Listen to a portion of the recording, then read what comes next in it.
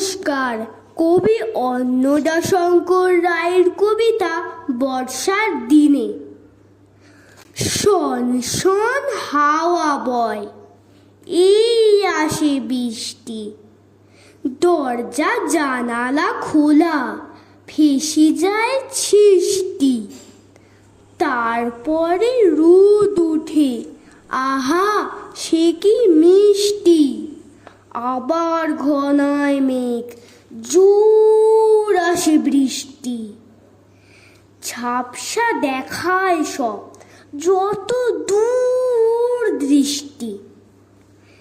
খিচুড়ির দিন এটা, চলো করি ফিস্টি। কি খেতে চাও বলো, করি বসে লিস্টি।